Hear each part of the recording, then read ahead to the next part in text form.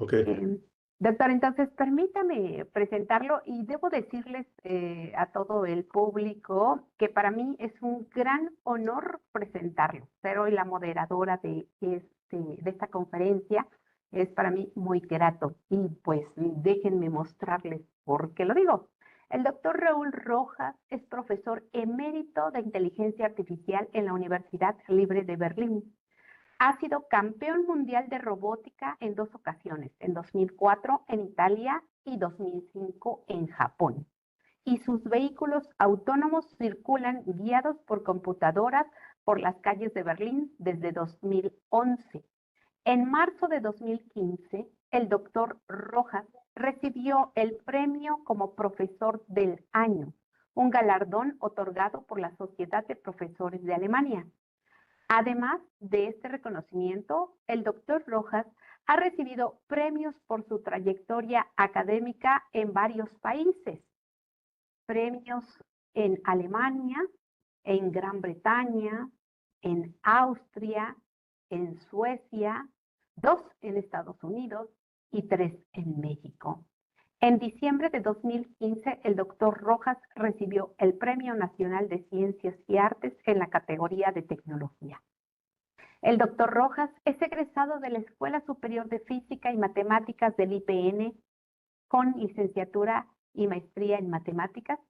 Obtuvo su doctorado en economía en la Universidad Libre de Berlín, graduándose con honores summa cum laude. Ahí mismo obtuvo su habilitación, un grado adicional y posterior al doctorado, en el área de ciencias de la computación. En 2016 recibió el grado de profesor honoris causa del Instituto Nacional de Astrofísica, Óptica y Electrónica. Es miembro de la Academia Mexicana de Ciencias y pertenece al Sistema Nacional de Investigadores en nivel 3. Doctor, todo un honor tenerlo nuevamente en este CONACYT, su casa. Es todo Sí, suyo el micrófono. Adelante, doctor. sí, muchas gracias por la presentación y por la invitación para estar el día de hoy con ustedes. Y para mi presentación, ya que hay muchas pláticas técnicas, escogí un tema más bien histórico para explicar cómo es que llegamos a la situación actual, así que les voy a platicar de la historia de la inteligencia artificial y específicamente al final de las redes neurales. Si ven la situación actual, se habla mucho de que nos encontramos en la tercera o la cuarta revolución industrial, dependiendo de la definición que se utiliza. La primera revolución industrial fue la de las máquinas de vapor, mecanizó la producción. La segunda revolución industrial a fines del siglo XIX fue la de la electricidad y los motores de combustión interna. Y la tercera revolución industrial comienza alrededor de 1950 con las computadoras. Y ahora se habla también de la inteligencia artificial, que sería la cuarta revolución industrial, pero yo prefiero hablar de una sola revolución industrial, que es la de las computadoras más la inteligencia artificial. Las revoluciones industriales tienen consecuencias y la primera de ellas es la duplicación de la esperanza de vida de la población. Esto que ven aquí es la curva de esperanza de vida desde 1543 hacia adelante y pueden ver que alrededor de 1800 la esperanza de vida todavía era unos 40 años para la población en Europa y en Estados Unidos. Y a partir de la revolución industrial, precisamente en el siglo XIX, la esperanza de vida se duplicó hasta los 80 años que tenemos actualmente en muchos países, ¿no? No solamente en Europa y en Estados Unidos, sino también en países que antes eran considerados más atrasados como la India o como China, que han avanzado vertiginosamente. Así que las revoluciones industriales tienen consecuencias. La primera de ellas es que nos duplicaron el tiempo que podemos vivir. También tiene repercusiones sobre la estructura del empleo. Aquí pueden ver una gráfica del empleo en manufacturas que pasó desde 1939-47 de cerca de ser el 40% del empleo a menos del 10% actualmente en Estados Unidos. Y esta es la curva que más o menos han seguido todos los países. No es una curva exclusiva para Estados Unidos. En Europa, en México mismo también la participación porcentual del empleo en la manufactura se ha reducido precisamente por la automatización que han posibilitado las computadoras. Entonces hay efectos también de este tipo. Y lo que podemos hacer es comparar un poco la actual revolución industrial con las revoluciones pasadas. Lo primero que hay que señalar es que la innovación es un proceso exponencial. Es una curva exponencial en donde nuevas innovaciones agregan a lo que ya teníamos y las van potenciando. Así que para describir estas innovaciones que se desarrollan de manera exponencial, utilizamos una escala logarítmica en el eje vertical y entonces la curva exponencial se convierte en una línea recta. Las gráficas, algunas de las que van a ver son gráficas con esa escala logarítmica, así que si ven una línea, en realidad se trata de un avance exponencial. La primera es la llamada ley de Moore. La ley de Moore ha estado vigente desde que comenzaron las computadoras en 1950.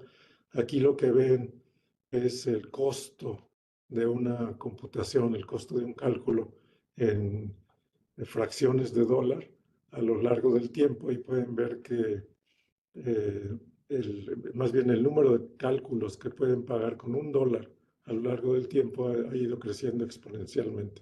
Entonces hoy en día pueden pagar 10 a la 9 más computación que lo que podían hacer, por ejemplo, en 1965 con el mismo dólar.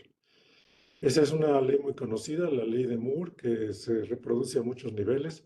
El número de componentes en los circuitos integrados también avanza exponencialmente, se duplica cada 18 meses. La velocidad de cálculo, lo que mencionaba, también se duplica cada 18 meses. Pero no solamente el hardware ha avanzado, sino que también los algoritmos que tenemos se han incrementado su poder, digamos, su poder de decisión de manera vertiginosa. La línea verde punteada, esa es la ley de Moore en escala logarítmica. Y lo que pueden ver sobre la línea roja son algunos algoritmos básicos de álgebra lineal, como el algoritmo de Gauss-Seidel para resolver ecuaciones lineales, o algoritmos de optimización, como los gradientes conjugados y otro tipo de algoritmos. Y pueden ver que incluso el desarrollo, la velocidad de esos algoritmos, al hacerlos cada vez más potentes, ha superado a la ley de Moore. Así que hay un proceso de sinergia entre el hardware, que cada vez es más rápido, y los algoritmos, que cada vez son mejores. Así que si tomáramos los algoritmos de hoy, los algoritmos modernos, los algoritmos más potentes, y los pusiéramos en una computadora de 1991, o tomáramos los algoritmos de 1991, los algoritmos viejos, poniéndolo en una computadora, por ejemplo, de 2018, la computadora vieja ganaría, porque los algoritmos se han avanzado mucho más rápidamente que incluso el hardware.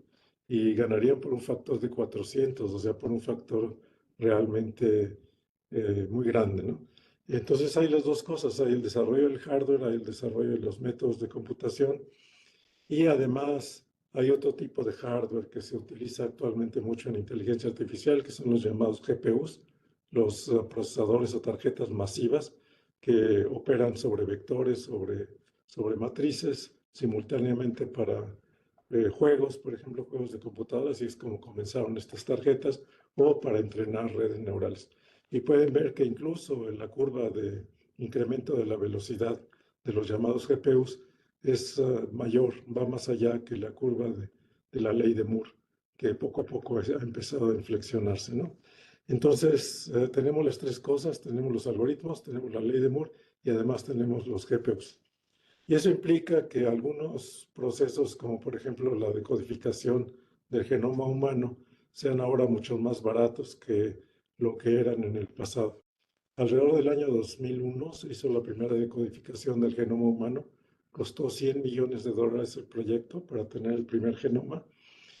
Poco a poco, a lo largo del tiempo, con el avance de la ley de Moore, con el avance de los algoritmos y con los GPUs, el costo ha ido reduciéndose y actualmente ya cuesta menos de $1,000 decodificar el genoma. Incluso puede uno mandar a analizar sus datos para ver hasta qué punto es uno susceptible a ciertas enfermedades, y es algo que ha sido posible por la confluencia de los tres factores que estaba mencionando. Entonces, la bioinformática es uno de los sectores que se ha aprovechado mucho, ¿no?, de estos avances en computación.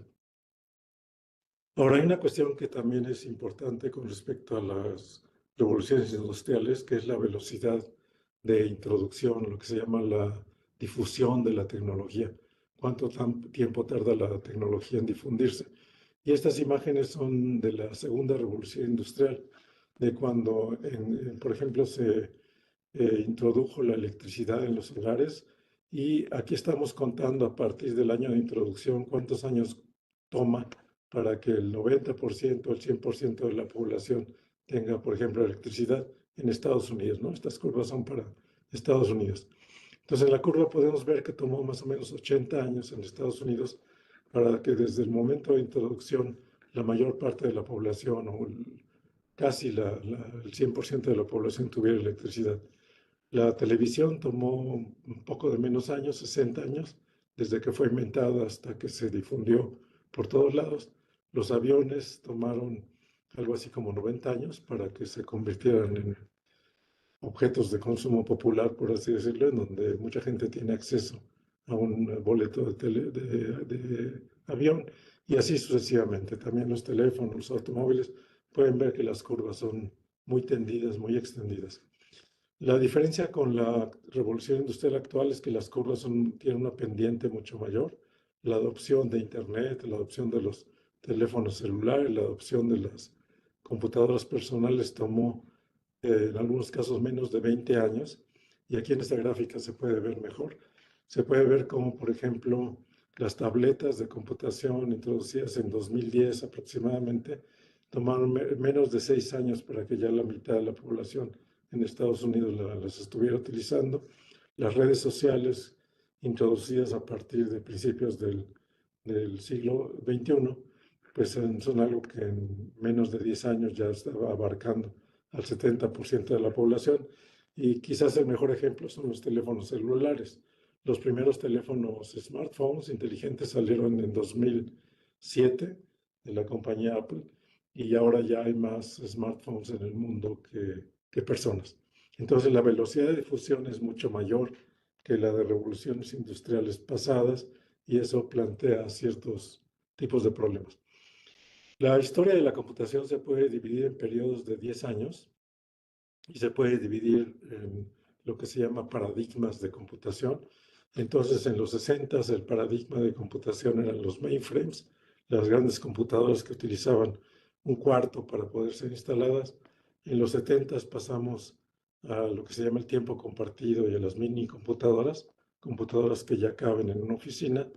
En los 80 pasamos paulatinamente a las computadoras personales, que además interconectan a partir de los 90. En los 90 ya tenemos el Internet de gran alcance, en el sentido de que buena parte de la población tiene acceso al Internet, y entonces ya podemos hablar de redes globales de computación. Y a partir del año 2000 tenemos ya redes wireless, ¿no? Redes que no necesitan un cable para estar conectadas a la red global. Y además tenemos lo que se llama la computación embebida, en donde el aparato que tengo, la máquina lavadora o el refrigerador, ya traen integrado un chip que optimiza el funcionamiento de esos aparatos eléctricos. A partir de 2010 empezó a hablar de la Internet de las cosas, ya muchas cosas interconectadas a través de esas redes wireless y con esos chips de computación embebida. Y habría que ver cuál es el siguiente paradigma que vamos a tener. El siguiente paradigma es el de la inteligencia artificial, ya como máquina de aplicaciones, como máquina embebida también en muchas aplicaciones, no solamente en el celular, no solamente en la computadora de escritorio, sino en el automóvil, que ya es controlado por una computadora, o en los dispositivos hogareños, que también son manejados por computadora, o en la red incluso que pueden tener en la casa, de grabadoras de video, de dispositivos de seguridad, de dispositivos de acceso, incluso de dispositivos que son activados por la voz, ¿no? Como se hace con los dispositivos de Amazon. Así que podemos decir que de 2020 a 2030 estamos hablando de un nuevo paradigma, el Internet de las cosas, pero las cosas inteligentes, las cosas que ya reaccionan por sí solas. Y ahí ya tenemos el reconocimiento de voz y de objetos realmente distribuido. a través de las ciudades y en los hogares. Tenemos las Smart Appliances, ¿no? Que reaccionan a nuestros comandos de voz o a nuestros deseos. Los carros autónomos todavía no andan como taxis en las ciudades, pero ya hay muchos avances importantes, de tal manera que los sistemas de asistencia al conductor ya están prácticamente presentes en todos los autos modernos. Y además tenemos asistentes personales que ya nos dan, responden nuestras preguntas y nos dan información. Así que ese es el nuevo paradigma de 2020 a 2030, el del Internet de las cosas inteligentes. Entonces, para resumir esta primera parte de la conferencia, tenemos tarjetas de computación GPU que permiten entrenar sistemas de computación sistemas de computación paralelos. Tenemos la computadora tradicional a través de la ley de Moore y además tenemos algoritmos cada vez más potentes, y cuando los mezclamos a todos en la retorta que está aquí ilustrada, pues obtenemos inteligencia artificial. Tenemos lo que estamos viendo que avanza muy rápidamente en el mundo. Bueno, aquí paso a la segunda parte, que es referirme a la inteligencia artificial, a las diferentes maneras de hacer inteligencia artificial y al final específicamente las redes neurales. Se habla de tres tipos de inteligencia artificial. La inteligencia artificial dura, que sería tener máquinas que pueden razonar como los humanos. La inteligencia artificial débil, que sería tener máquinas que son superhumanas, pero solamente en un dominio reducido, como por ejemplo el ajedrez. Ahí ya no hay humano que le pueda ganar a las computadoras. Y se habla también de la inteligencia general, que sería tener máquinas que pueden resolver nuevos problemas a los que nunca se han enfrentado, pero pueden, por decir así, pueden razonar y encontrar un camino para abordar esos problemas. Realmente en la actualidad nos encontramos todavía en este sector intermedio de la inteligencia artificial débil, en donde la inteligencia artificial está restringida a ciertos dominios, pero estamos avanzando ya hacia los otros tipos de inteligencia artificial sin que hayamos llegado allí de ninguna manera, ¿no? No hay ninguna computadora que en el mundo pueda pasar todavía la prueba de Turing, ¿no? En donde se trata de ver si una persona o una computadora es la que se está comunicando conmigo a través de una línea de chat. Todavía no estamos a ese nivel, pero ha habido avances muy importantes que ya apuntan hacia allá. También en el campo de la inteligencia artificial se distingue tres tipos de inteligencia artificial.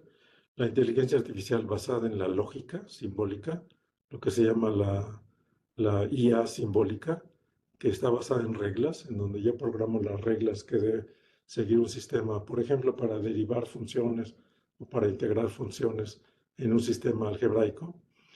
Hay, por otro lado, la inteligencia subsimbólica, la inteligencia artificial subsimbólica, que no opera con reglas lógicas, sino con pedazos de información presentados a través de redes neurales, y donde el fundamento, digamos, científico de estas redes es la estadística, el análisis estadístico de lo que pueden producir.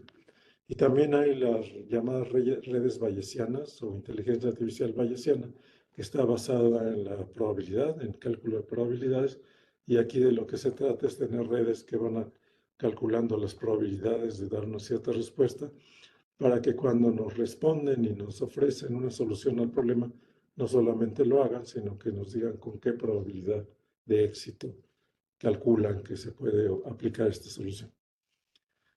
También hay tres tipos de aprendizaje que son claramente distintos. Hay el aprendizaje supervisado, que utiliza bases de datos anotadas por humanos, en donde, por ejemplo, se trata de traducir entre el inglés y el español. Alguien estableció la correspondencia entre las frases en inglés y en español, y esas redes anotadas se utilizan para el aprendizaje supervisado, donde presentamos lo que queremos a la red neural, y si la red neural contesta de manera errónea, le hacemos una corrección, y si contesta de manera correcta, la recompensamos también con un cierto cambio en sus parámetros. Hay el aprendizaje no supervisado, que se utiliza para minería de datos, en donde no sabemos exactamente qué clústeres de información existen, pero la computadora no los ofrece. Y además hay, y eso es muy importante actualmente, el aprendizaje autosupervisado, donde la computadora compite contra sí misma, por ejemplo, en el ajedrez, o compite contra sí misma utilizando lo que se llama el aprendizaje por refuerzo, y donde aprende, por ejemplo, a producir pronósticos mucho más adecuados o mucho mejores que lo que los humanos pueden hacer de estructura de proteínas, por ejemplo, el sistema AlphaFold de Google, que acaba de recibir apenas el día de ayer el Premio Nobel de Química, porque es mejor para predecir estructuras de proteínas que los químicos mismos, ¿no? Así que hay estos tres tipos de aprendizaje, es decir, hay muchas variantes de inteligencia artificial y todo eso tiene que ver, y ahora paso a la cuestión ya más bien histórica sobre las redes neurales, con con el gran anhelo de la humanidad por reproducir al cerebro, por entender al cerebro y además por tener cerebros artificiales. Aquí pueden ver una descripción rápida de la historia de la comprensión que se tenía de lo que era el cerebro. Incluso no todos los grandes filósofos pensaban que el cerebro era el centro del pensamiento, sino, por ejemplo, Aristóteles creía que era una unidad de enfriamiento para la sangre, y a veces se pensaba que el pensamiento podía estar alojado en alguna otra parte del cuerpo, ¿no? Ya Pitágoras y Platón eran cefalocentristas, es decir, ya ponían el centro del pensamiento en la cabeza. El gran médico Galeno también ubicaba ahí el centro del pensamiento. Y hay tres desarrollos importantes en esta historia, que es el descubrimiento de los nervios por Andreas Vesalio en el siglo XVI, es decir, el descubrimiento de la conducción de información en el cuerpo humano a través de nervios. La propuesta de Descartes de que el cuerpo humano es un autómata en 1664, es decir, hay una diferencia entre lo que son procesos automáticos en el cuerpo humano y lo que son procesos conscientes. Y en 1791 el descubrimiento de Galvani de que esas informaciones que fluyen a través de los nervios tenían una naturaleza eléctrica. Es decir, no eran solamente procesos químicos, sino procesos eléctricos que explican también la gran velocidad a la que se transmiten los pulsos. Aquí tenemos el descubrimiento de Vesalio. Este es un diagrama del siglo XVI de la distribución de los nervios a través de todo el cuerpo humano. Y aquí pueden ver como una cuestión muy importante es que todas esas sensaciones que vienen a través de los nervios van a dar al cerebro en donde son procesadas. Ahora, Vesalio todavía creía que los nervios eran un sistema hidráulico, es decir, la transmisión no era eléctrica porque todavía no se había descubierto eso, sino era a través de cambios de presión, quizás en los nervios que eran concebidos como tubos que transmitían información. El que lo articuló ya de manera más precisa fue el gran filósofo Descartes en algunos de sus libros. Aquí hay uno en donde propone que los nervios son tubos hidráulicos, las señales eléctricas son pulsos de presión eléctrica, y por eso el cuerpo es simplemente un autómata en donde que mantiene la vida humana, pero en realidad es el alma el alma que no está definida de mejor manera, la que controla al cuerpo para ya, digamos, todo lo que es consciente, mientras que la función de los nervios y la función del cerebro es mantener la vida del humano. Descartes incluso localizó, según él, localizó el centro del pensamiento en lo que se llama la glándula pineal, y él creía que todos esos pulsos hidráulicos convergían en el cerebro, ahí en esa parte que está ilustrada en esta imagen, donde también convergen, por ejemplo, los impulsos de los ojos, y ahí en esa parte del cerebro es donde actuaba el alma para controlar todo el cerebro. Es decir, había una especie de cuarto de control, no solamente el alma operando como algo abstracto sobre el cuerpo, sino operando precisamente a través de este cuarto de control en el cerebro humano. El siguiente gran avance es el descubrimiento de Galvani, que encuentra que pulsos eléctricos pueden activar músculos, es lo que se llamó la electricidad animal, y se pensó a partir de esa época que la electricidad era precisamente lo que siempre se había buscado, ¿no? Que era el secreto de la vida. ¿Cuál es el secreto de la vida?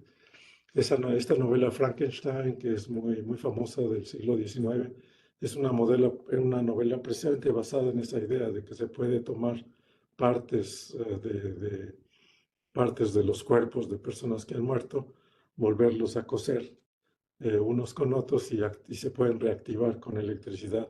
Y por eso la electricidad podría incluso posibilitar la resurrección de algunas personas, ¿no? En esa novela de terror, que también es al mismo tiempo una novela de ciencia ficción y una novela muy importante para entender los efectos no deseados de la tecnología. El siguiente gran avance dentro de toda esta historia de entender el cerebro, querer reproducir el cerebro, querer tener máquinas que puedan hacer lo que hacen los humanos es el descubrimiento de las neuronas.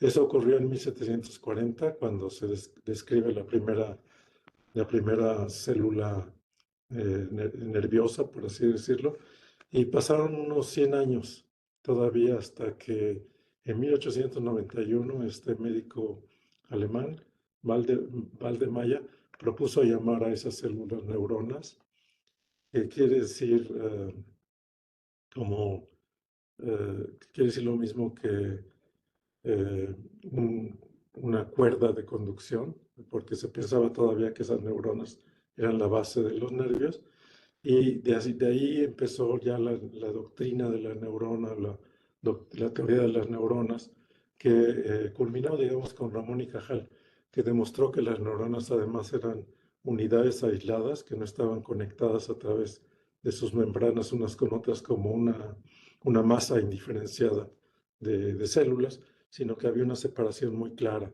entre una neurona y otra, una neurona y otra, y por eso los pulsos que se transmiten a través de las neuronas son pulsos eléctricos que les comunican información. Eso es lo que se llama el potencial de acción, descubierto en el siglo XVIII, pero realmente hasta el siglo XIX y escrito de manera más correcta.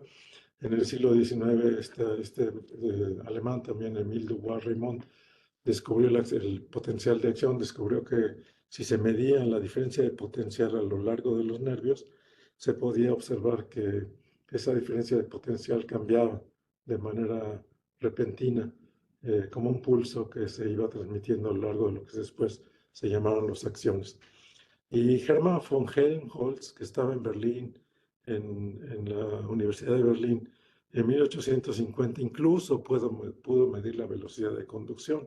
Es decir, el cambio de potencial no era algo que afectaba a todo el nervio simultáneamente a lo largo de toda su extensión, sino que ocurría puntualmente, pero ese cambio de potencial puntual se propaga como si fuera un fuego que va avanzando a través del nervio, de un extremo del nervio hasta el otro, y en 1850 von Helmholtz pudo medir la velocidad de conducción de las acciones de potencial, que no es muy grande, no es extraordinariamente grande, porque también tiene una base química ese cambio de potencial, pero es suficiente para activar las neuronas en nuestro cuerpo con la velocidad adecuada para poder responder a los impulsos, a lo que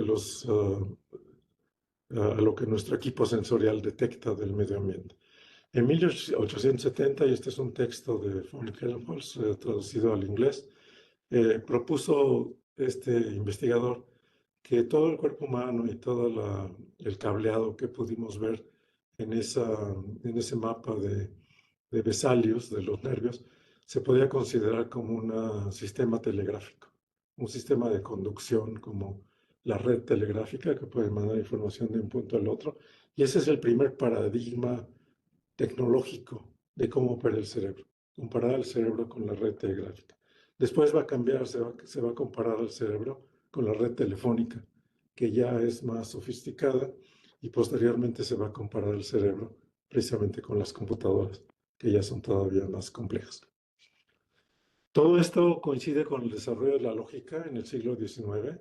Ya había yo mencionado que la inteligencia artificial tiene una variante simbólica basada en la lógica y una variante subsimbólica basada en las redes neurales.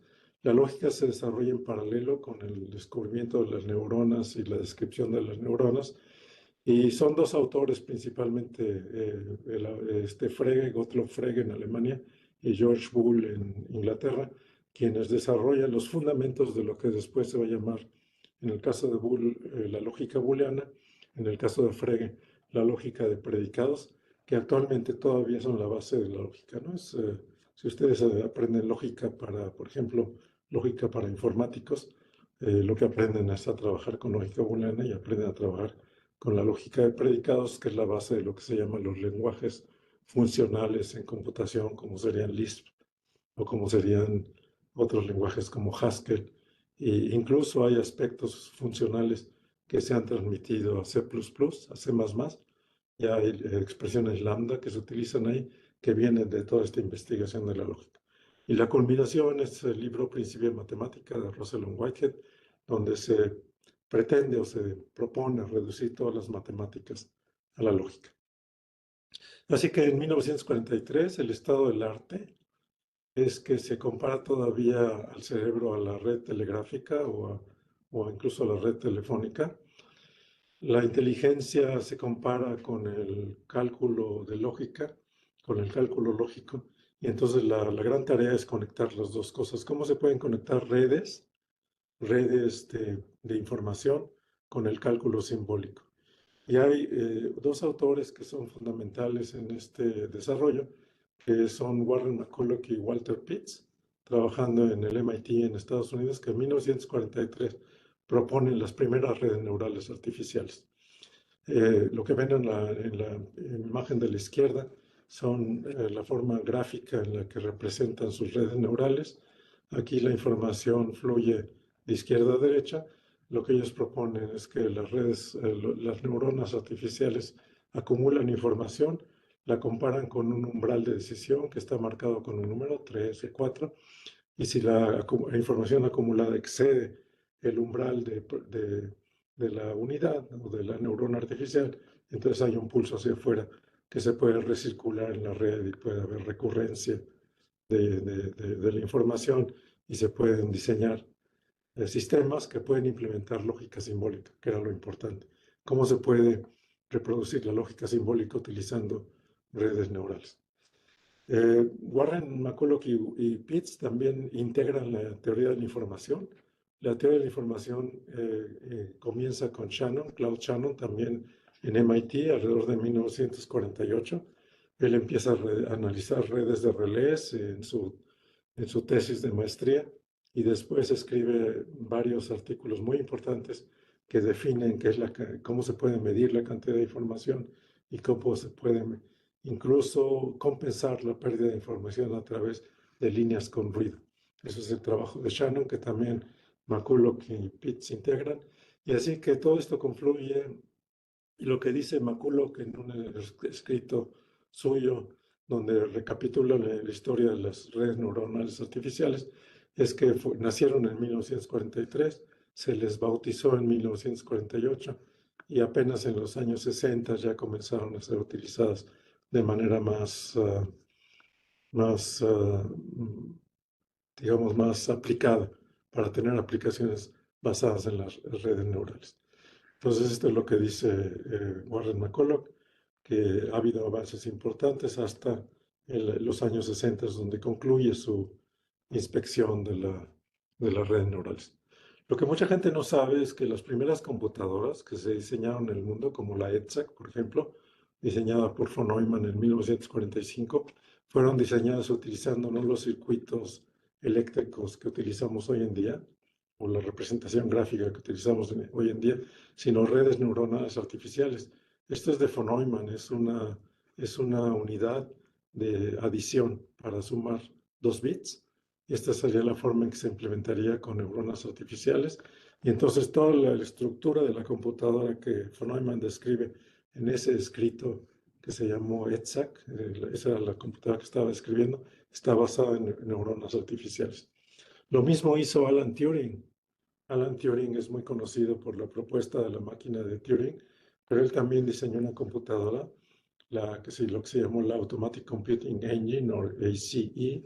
El reporte que Turing formuló, él conoció a von Neumann en esos años en Princeton, adoptó su forma simbólica de representar circuitos eléctricos, y él también describe su computadora utilizando neuronas artificiales. Así que una cuestión, digamos, que actualmente es anecdótica, pero que es muy importante, es que las primeras computadoras en el mundo, ya más potentes, de más poder, fueron descritas utilizando originalmente redes de neuronas artificiales. Ya después se desarrolló mucho la electrónica, la electrotécnica, y entonces ellos mismos desarrollaron su forma de representación de circuitos eléctricos, que es muy diferente a la de neuronas artificiales hoy en día.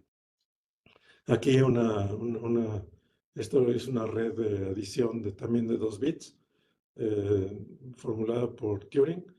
Es muy parecida a la red de von Neumann.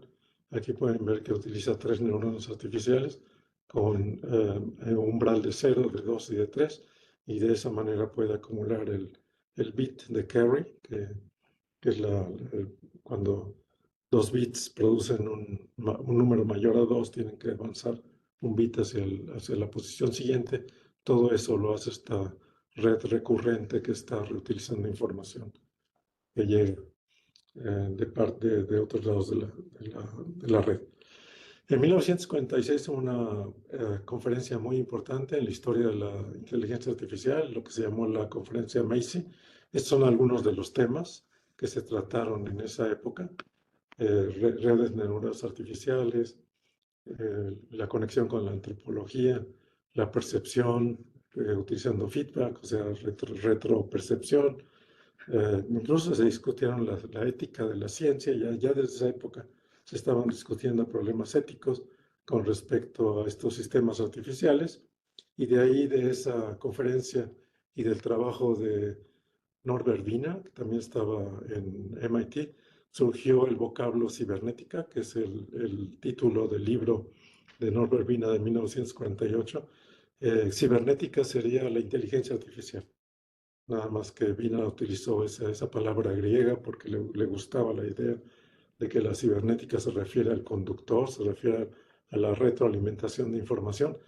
Así que hoy en día ya no lo utilizamos tanto, la palabra cibernética, pero cibernética quería decir inteligencia artificial. Y es un vocablo de 1948, es donde surge ya realmente este concepto de que las computadoras pueden controlar y pueden resolver problemas que hasta ahora los humanos eran los únicos que los habían resuelto. Y aquí pueden ver, ya desde 1948 se estaba pensando en vehículos autónomos. Y aquí está Norbert Wiener, que era un gran fumador y un gran matemático, junto a su vehículo autónomo, todavía basado en tubos de vacío, ¿no? Como las viejas televisiones de los años 60. Ha habido muchos avances que no voy a relatar, pero por ejemplo uno interesante es este de los vehículos Breitenberg de 1984, en donde Breitenberg demostró que comportamientos muy complejos, como el de vehículos que avanzan o no avanzan o que retroceden frente a una luz, podían ser explicados por redes muy pequeñas, redes muy sencillas de retroalimentación de información, redes artificiales de neuronas que operaban con 2, 3, 4 neuronas cuando mucho, y que podían producir comportamientos muy complejos, como el de estos vehículos que ven aquí. Y ahora sabemos que los insectos, por ejemplo, utilizan redes de retroalimentación de información que operan con muy pocas neuronas, pero que producen comportamientos muy complejos al mismo tiempo. Así llegamos hasta 1900, los 80s, los 90s. En los 80s hay un renacimiento del interés por los sistemas de inteligencia artificial basados en neuronas artificiales. Todavía en los 80s y en los 90 los sistemas preponderantes son sistemas basados en lógica, son lo que se llamaba los sistemas expertos. En 1980, de hecho, hay un resurgimiento del interés por sistemas expertos, porque los japoneses lanzan en 1981 lo que se llamó el proyecto de quinta generación. Los japoneses decían: todas las generaciones de computadoras han sido computadoras convencionales, la quinta generación va a ser la de computadoras inteligentes. Lanzaron su proyecto, que estaba basado en el lenguaje Prolog de programación. El lenguaje Prolog está basado en lógica, precisamente quiere decir programación en lógica. Y por eso el resurgimiento del interés en inteligencia artificial tiene que ver con sistemas de lógica simbólica en los 80s, también en los 90s, pero ya en los 90s comienza a acelerarse el desarrollo de las neuronas artificiales o los sistemas de neuronas artificiales. Y este es un diagrama de uno de los primeros, de las primeras redes neuronales basadas en lo que se llama el aprendizaje profundo, ya con muchas capas de neuronas artificiales, propuesto por Jean LeCun y Benjo, su colaborador, un sistema que llamaron LeNet, que servía para reconocer caracteres manuscritos, letras manuscritas, letras y números manuscritos. Y aquí, como pueden ver, la información original es una matriz de 32 por 32 píxeles que avanza y se convierte en muchas matrices de lo que se llama features o características de la información, que son procesadas por otra red neural que las convierte en un mapa de features más pequeño cada uno, pero con más elementos. Así va avanzando poco a poco hasta que queda un solo vector que se procesa por una red ya conectada completamente hasta la salida, que es el output, ¿no? Aquí simplemente, si son nada más, si se trata de reconocer nada más los dígitos, serían 10 outputs del 0 al 9, y cuando cada uno de esos outputs se ilumina, se prende con un 1, quiere decir que la red reconoció uno de los dígitos. Si estamos reconociendo también letras, serían más output, ¿no? Serían un output, una línea de salida para cada letra y además una línea para cada dígito. El aprendizaje profundo ha ido avanzando desde entonces, desde esas redes iniciales de LeCun y Benjo, LeNet, aquí lo podemos ver, la versión 5, que ya tenía la necesidad de utilizar muchos petaflops. Esta es una gráfica de petaflops necesarios y los días necesarios para entrenar la red. Como ven aquí, no se necesitaba tanto, se necesitaba una fracción, una millonésima de petaflop para poder entrenar esas redes, pero ya las redes que utilizan millones y miles de millones de parámetros han ido avanzando, y aquí pueden ver cómo hay un cambio, claro. Es otra vez una curva exponencial, pero con la escala logarítmica se transforma en línea. La necesidad de cálculo hasta alrededor de 2013 y la necesidad de cálculo que ha ido avanzando vertiginosamente hasta llegar a sistemas como GPT-3 o GPT-4, que todo el mundo conoce actualmente por la forma en que pueden resolver problemas importantes, y en donde ya el entrenamiento no lo puede hacer uno en casa, vaya, ni siquiera en una universidad, sino que tiene uno que irse a la red, a la nube de cómputo, y solo compañías ya con muchos recursos pueden pagar el entrenamiento de esas redes. Así que uno de los puntos de investigación para el futuro es reducir esa necesidad de cálculo y reducir también el número de parámetros sin perder calidad, sin perder, lo bueno que son esas redes, ¿no? Aquí pueden ver una gráfica similar también para aprendizaje profundo, pero en cuanto al número de parámetros, que pasa de unos 100 parámetros en los 60 a 10 a la 14 parámetros actualmente. O sea, miles de millones y millones de millones de parámetros que utilizan estas redes, y por eso la gran necesidad de cálculo. Ese es a grandes rasgos lo que ha sido la historia de la inteligencia artificial, pero la inteligencia artificial es como el horizonte. Si tiene un problema como el álgebra computacional, se resuelve, deja de ser inteligencia artificial. Ajedrez también se resuelve, deja de ser inteligencia artificial, es un problema resuelto. Y así vamos avanzando, de una marca a cada uno de estos problemas, porque han sido resueltos.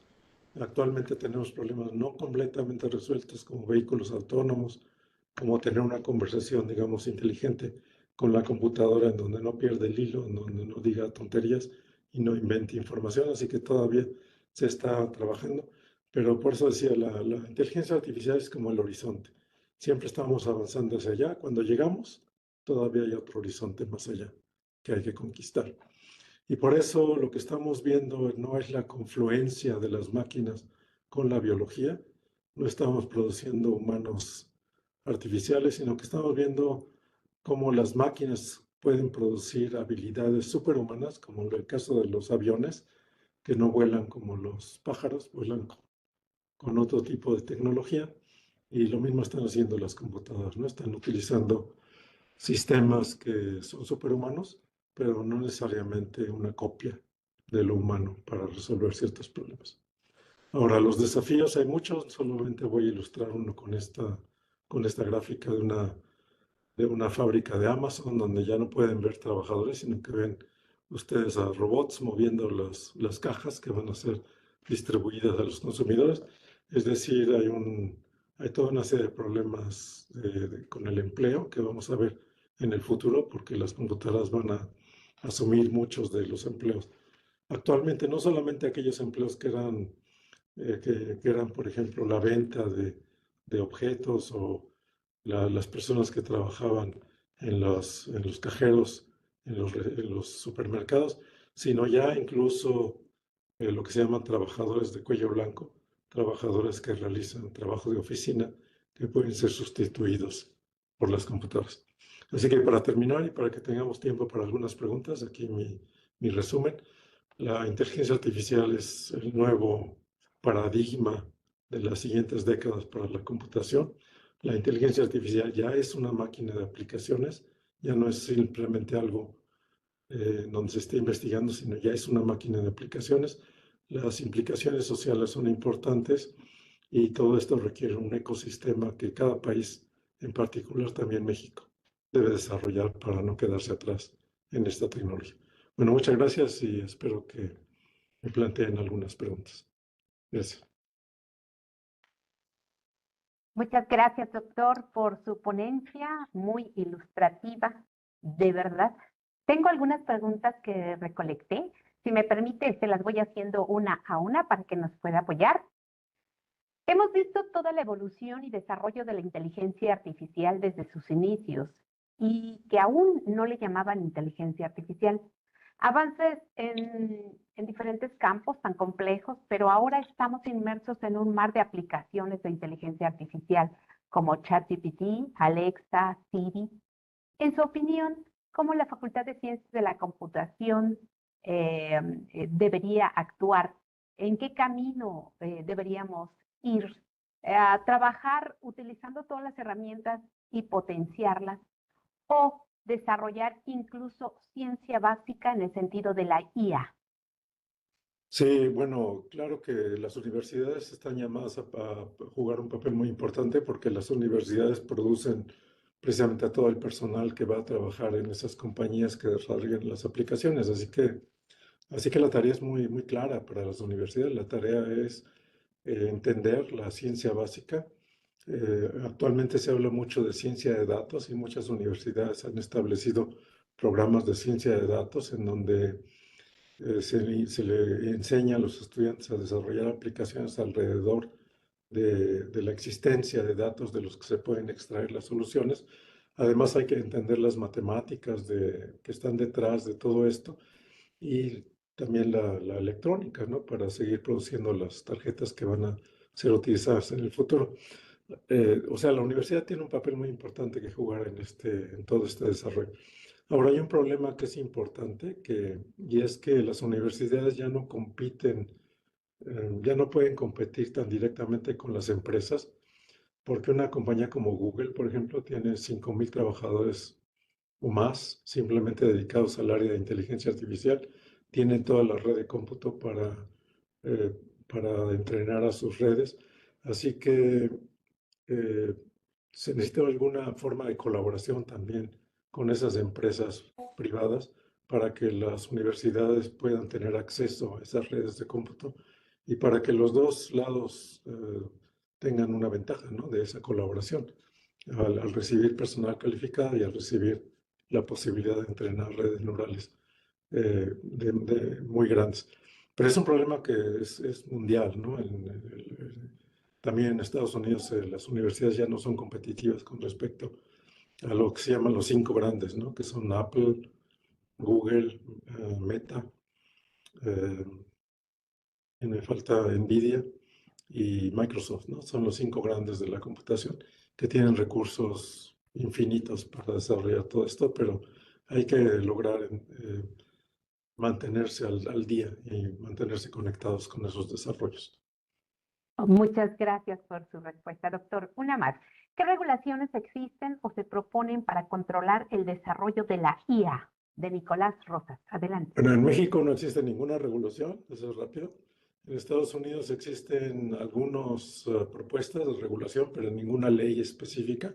Existen propuestas de cómo se puede en las empresas hacer esto. Por ejemplo, una cuestión que sí es algo que se proclamó en Estados Unidos como necesario para cada compañía, es que las compañías ahora necesitan tener no solamente un Chief Technology Officer, sobre todo las grandes compañías, sino un Chief Ethics Officer que se ocupe de la ética de la aplicación de las computadoras.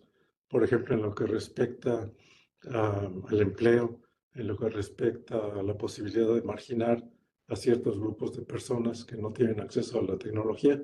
Y en el caso de Europa, se acaba de publicar apenas este año lo que se llama el Acta de la Inteligencia Artificial, donde también se le dan lineamientos a todos los países europeos para regular éticamente la utilización de inteligencia artificial. Así que en México se tiene que tomar esos desarrollos en Estados Unidos y en Europa como, digamos, como una base para tener una propuesta propia. Perfecto, muchas gracias. Emilio Santos nos dice, ¿las inteligencias artificiales pueden llegar a tener conciencia propia? Me refiero a ejemplos como las inteligencias artificiales pueden llegar a darse cuenta que antes se les pagaban por el trabajo que ahorita ellos hacen sin paga. ¿Pueden llegar a tener inconformidades o una conciencia? No, no creo. Ese es el tema de todas las películas de ciencia ficción de toda la vida, ¿no? El robot que de pronto se da cuenta de que lo están explotando y se pone en huelga, ¿no? Porque ya quiere ser humano. Eso no creo que vaya a suceder porque los humanos, precisamente por eso les mostré la gráfica donde las computadoras van divergiendo de los humanos. Los humanos somos biológicos, los humanos, nuestra inteligencia está basada en toda una serie de cuestiones tan primitivas como los sentimientos, ¿no? O el dolor. Si yo me quemo con la estufa un día, pues ya no voy a meter la mano a la estufa el siguiente día. Entonces, aprendemos, digamos, a partir de nuestro material biológico, aprendemos a partir de sensaciones que son muy propias de los humanos y eso no es lo que está haciendo la tecnología, no está copiando al cuerpo humano, no está copiando las emociones humanas, está desarrollando sistemas que pueden resolver problemas y que pueden incluso hacerlo mejor que los humanos, pero no tienen ningún tipo de sensaciones, no tienen ningún tipo de autointrospección y no creo que lo vayan a tener en un futuro cercano, así que es un problema, digamos, para el futuro, pero no en la época presente. Gracias, doctor. Trujillo nos dice, ¿cómo visualiza el futuro de la IA con el desarrollo de la computación cuántica? Bueno, la computación cuántica se habla mucho de ella porque efectivamente sería un gran avance, por ejemplo, en criptología, para decodificar mensajes. De hecho, los bancos ya están cambiando sus algoritmos de criptología para no ser susceptibles a que una computadora cuántica decodifique los mensajes. Pero lo que hay que entender es que las computadoras cuánticas son sistemas de uso particular, son computadoras analógicas, no son computadoras de uso general. No es que yo agarre y programe mi algoritmo, como lo programo para una IBM, y se va a la computadora cuántica y corre, sino que el programa tiene que ser, digamos que el algoritmo tiene que ser adaptado a esa computadora analógica y no todos los problemas son susceptibles de ser adaptados. Entonces, mucha gente sueña con que la computadora cuántica va a entrenar a las redes de estas redes profundas que les mostraba, pero estamos muy lejos de que eso sea realidad, porque por un lado las computadoras cuánticas todavía tienen muy pocos qubits, apenas un manojo de qubits, pierden la coherencia muy rápidamente, así que no pueden operar de forma coherente durante un largo tiempo, y un largo tiempo quiere decir microsegundos o nanosegundos y además los algoritmos no son tan fácilmente adaptables. Así que sí va a ser un desarrollo muy importante la computadora cuántica, pero no hay que creer que va a ocurrir en 5 años, 6 años y la confluencia con las redes neuronales es mucho más problemática porque los dos paradigmas de computación no son mapeables uno a uno. uno contra el otro. Muchas gracias, doctor. Laura García le da las gracias. Armando Sánchez, muchas felicidades, muy interesante. Carlos, hablamos de la inteligencia artificial como una mejora y optimización de los procesos en algunos trabajos, pero ¿hasta qué punto socialmente se aceptaría su inclusión, de modo que no desplace el trabajo humano? Bueno, muy de la mano a la anterior, ¿verdad? Sí, bueno, el problema es que las computadoras siempre van a desplazar trabajo humano, sean inteligentes o no sean inteligentes, siempre van a desplazar trabajo humano. Y entonces es tarea de la sociedad la de regular esas cuestiones. Por ejemplo, en Estados Unidos se ha propuesto por algunos políticos que si una compañía sustituye trabajo utilizando robots, que esas compañías tengan que pagar un impuesto adicional. Se llama el impuesto por automatización. Y ese impuesto adicional se puede utilizar para fondos de desempleo, para paliar ese problema, ¿no? De la gente que sale del sistema de trabajo. Y los sindicatos en Alemania en particular han planteado que el viernes, que un día a la semana, sea utilizado para capacitar trabajadores. Es decir, yo empiezo a trabajar en cualquier empresa, la que sea, pero trabajo nada más 4 días para la empresa y el quinto día es como ir a la escuela. Me están capacitando por lo que pudiera ocurrir con mi empleo, por si hubiera que cambiar de empleo a lo largo del camino porque alguna computadora ya resultó ser mejor que yo para realizar lo que estaba yo haciendo.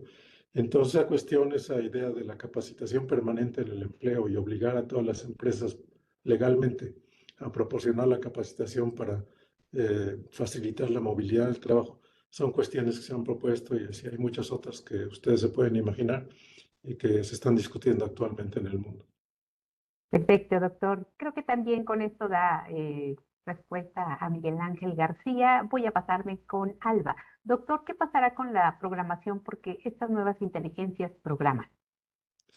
Pues sí, ese es el problema de los programadores, que antes el problema era que aprendía uno un lenguaje de programación como Fortran y después de 10 años ya no servía, ahora había que programar en C y después ya no había que programar en C, había que programar en C++ y después había que programar en Python y así, o sea, el problema de la programación es que se va devaluando muy rápidamente a lo largo del tiempo y uno tiene que estar siempre reentrenándose, recapacitándose permanentemente. Y ahora con sistemas como ChatGPT y sistemas similares, yo le puedo pedir a la computadora que me haga ya un esquema del programa que voy a producir. La computadora me produce un esquema ya bastante completo y yo ya nada más hago los cambios. Así que la productividad de los programadores está creciendo muy rápidamente y muchos programadores están perdiendo su empleo, algo que parece paradójico, ¿no?